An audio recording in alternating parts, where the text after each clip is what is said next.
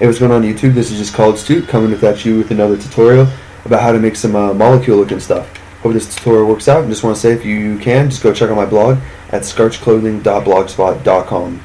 Cool, so first thing we're going to do is fill this background layer. I want to fill it with black.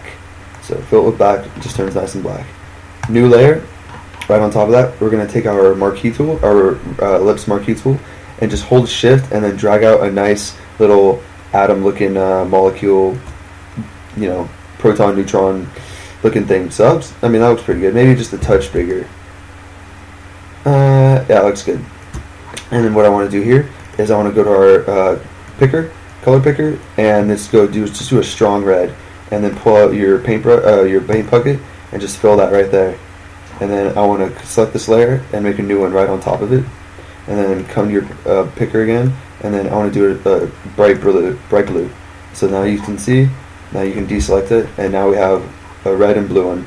So we'll go to our red layer, and then we have to do some inner glow, and then make sure you do inner glow, then click center, and then I like the opacity right around there, and then my distance, maybe the opacity just a touch down, and then the size we'll keep it right around 30.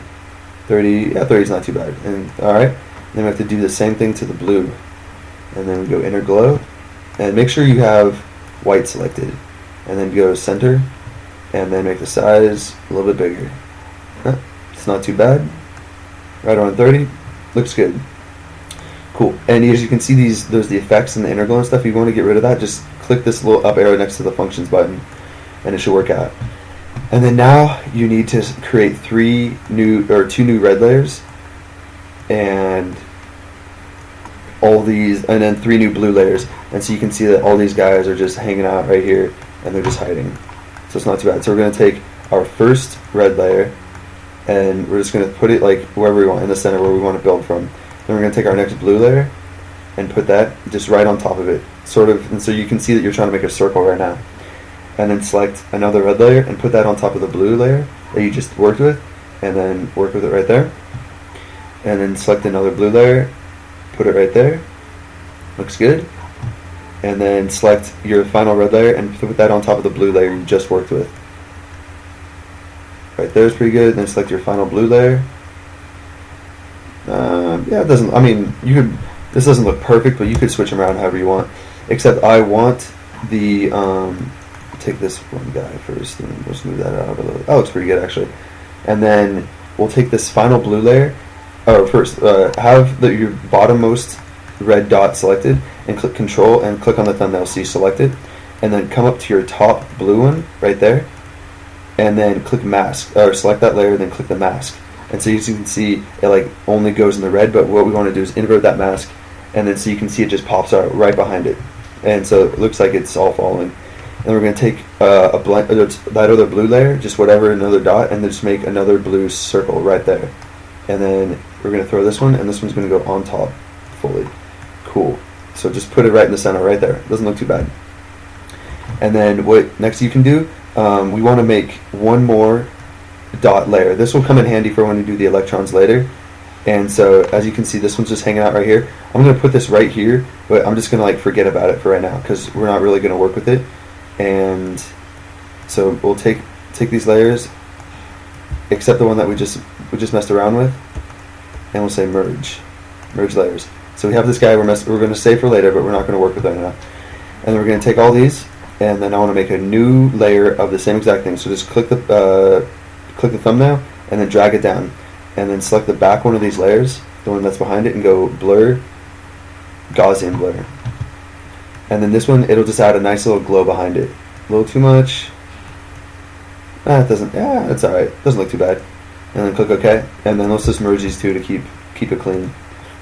Next, what I want to do is pull out your ellipse tool right here, and we're going to make an ellipse just right around there. It's not too bad. If you want to switch it, you can go Control T, and then you can transform and just make it how you want. That doesn't look too bad. And so apply the transformation, yes. And so right here you can go stroke path, which will put a line around it, but then you'll say it'll simulate the brush pencil or brush pressure. You don't want to do that. And so you want to make sure your brush is set to the right setting. So make sure you go to your foreground color, pick white, and then go to your brush size. And then I like my brush size right around 4 for this effect, so it's not too bad. And then make sure you click your ellipse tool again, right click, stroke path, brush. Cool. And then there you go, it worked out. Oh, oops, my mistake. You want to make a new layer, and so you have a new blank layer, and then stroke the path on top of that.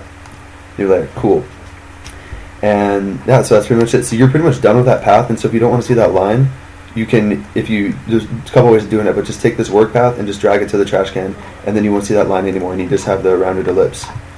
And then this, I want to center this just a little bit more. That looks pretty good right there. And then I want to take this layer 1, which is, what we just, that white line, and then I'll make a copy of it.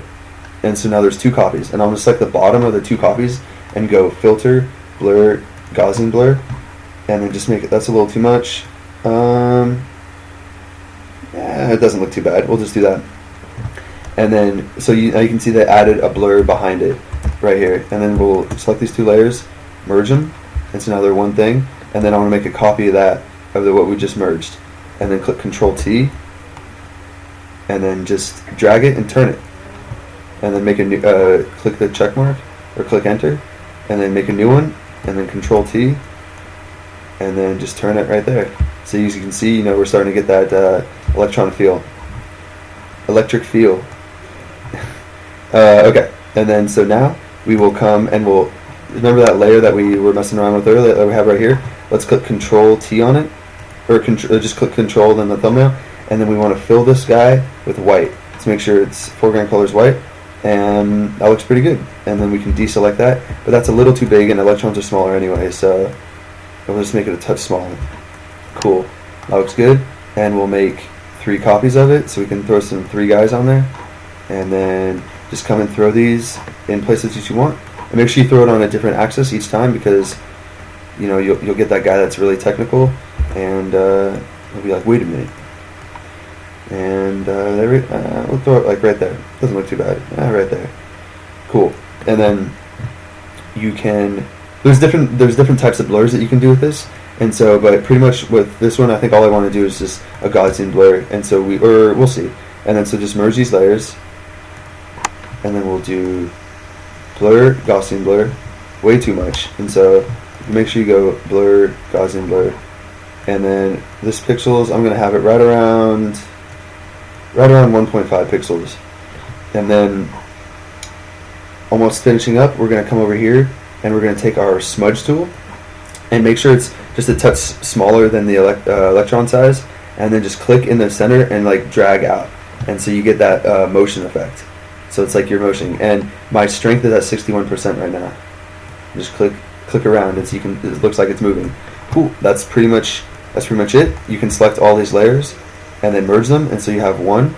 And then if you want to get really crazy, you can make a copy of it.